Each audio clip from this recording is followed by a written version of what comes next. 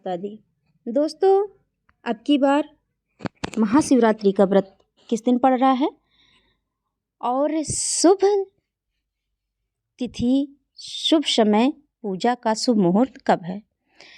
हर साल फाल्गुन मास में कृष्ण पक्ष की चतुर्दशी तिथि को महाशिवरात्रि का पर्व मनाया जाता है। मान्यता है कि इस दिन शिव जी और माता पार्वती का विवाह हुआ था, इसलिए यह पर्व हर साल शिव भक्तों द्वारा धूमधाम से मनाया जाएगा।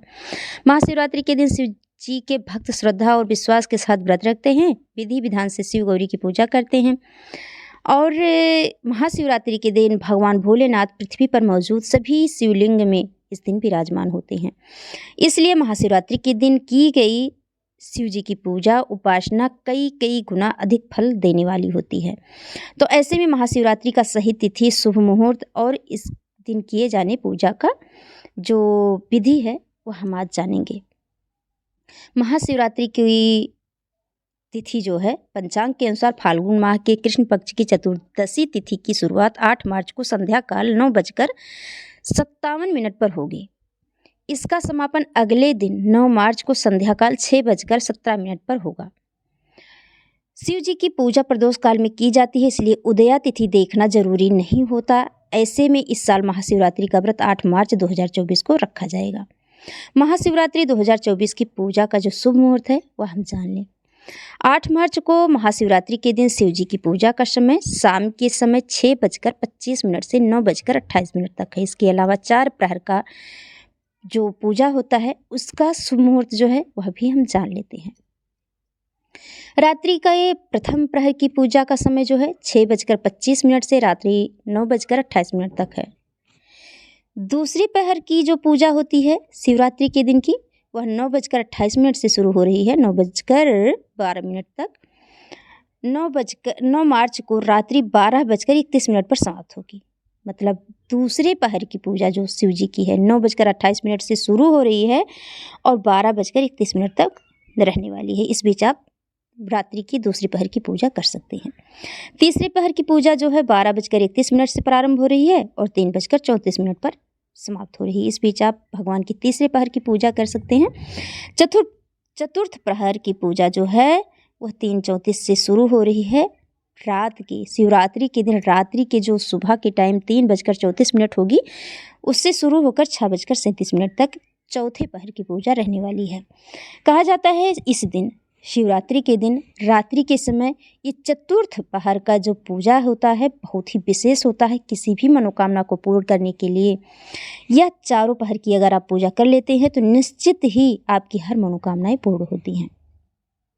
तो कोई भी समस्या हो, कोई भी दिक्कत हो, कोई भी मनोकामना आपकी गुप्त मनोकामना हो वह सब पूर्ण करने के लिए इन 4 पहर की पूजा आप अवश्य करें। 4 पहर की पूजा में कौन कौन से सामान अवश्य लगता है, किस तरह चारों पहर में किन किन वस्तुओं से भगवान की पूजा करें वह भी हम जान लेते हैं। पहले हम जान लेते हैं रात्रि में निस्ता काल जो मुहूर्त है 12:07 से 12:55 तक रहने वाली है।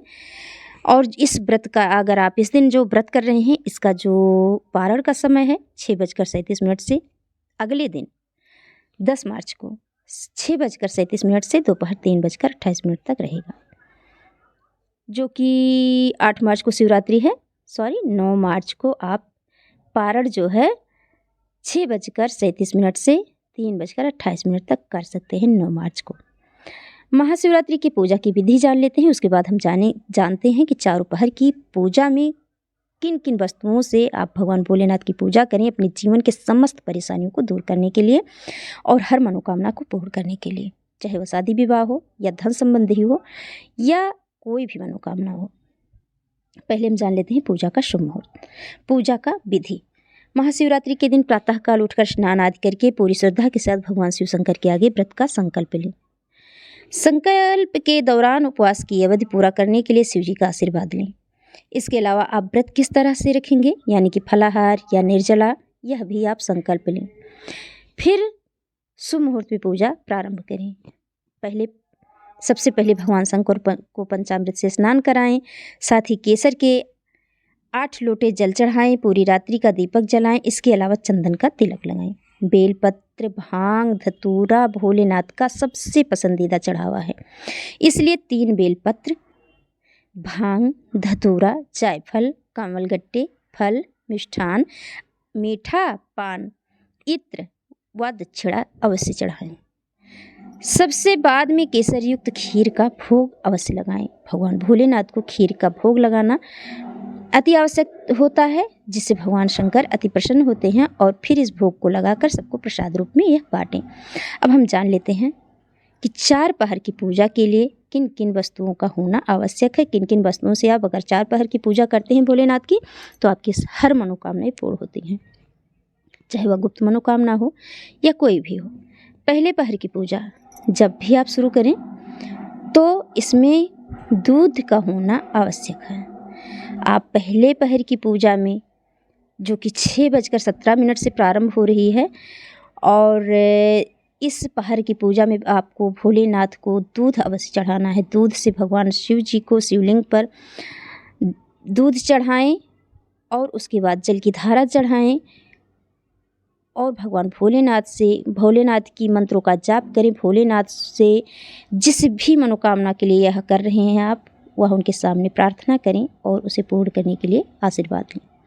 तो पहले पहर की अगर आपने पूजा की तो आप दूध से भगवान भोलेनाथ का पूजा करें। दूसरी पहर की पूजा जो होती है, जो कि 9:28 से की बार प्रारंभ हो रही है और रात्रि को 12:31 तक रहने वाली है। इस बीच आप भगवान भोलेनाथ का दूसरे प्रहर की पूजा कर सकते हैं। इस बीच आप भोलेनाथ के मंत्रों का जाप करते रहें। भोलेनाथ के किसी भी रुद्राष्टक हो या कोई भी मंत्र अवश्य पढ़ते रहें, जपते रहें, उनके भजन कीर्तन करें।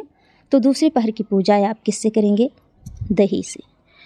भोलेनाथ की दूसरे पहर की पूजा दही से की जाती है और कहा जाता है धन संबंधी सारी परेशानियां इससे दूर होती हैं। भगवान भोलेनाथ कितनी भी समाज में आपकी अगर प्रतिष्ठा नहीं बढ़ रही है, मान सम्मान नहीं बढ़ रहा है, तो इन सभी में भी वृद्धि होती है। रात्रि की तीसरे पहर की पूजा आप घी से करें। कितनी भी गुप्त मनोकामनाएं क्यों ना हो, कितनी भी खुर्द गरीबी दरिद्रता क्यों ना हो, इससे दूर होती है तीसरे पहर की पूजा से, जो कि घी से की जाती है भोलेनाथ की। अगर शादी विवाह में लेट हो रहा है किसी के, चाहे वो लड़की हो या लड़का हो, तो ये तीसरी पहर की पूजा उसके लिए अति आवश्यक है। आप तीसरे पहर की भगवान भोलेनाथ की पूजा घी, जो कि आप घी की धारा को, पहले तो घी को गर्म कर लें, फिर उसे ठंडा कर लें, उसके बाद घी की धारा से भगवान को स्नान कराएं, फिर जल से स्नान कराएं। और याद रहे इन सभी के बीच आपको, जो कि बहुत ही मुख्य है, बेलपत्र। ये चारों पहर की पूजा में बेलपत्र, जो कि भोलेनाथ की पूजा में अति आवश्यक है, बेलपत्र और जल। तो आप इन सभी पहर की पूजा में भगवान भोलेनाथ को बेलपत्र, एक ही बेलपत्र क्यों ना चढ़ाएं, पर अवश्य चढ़ाएं।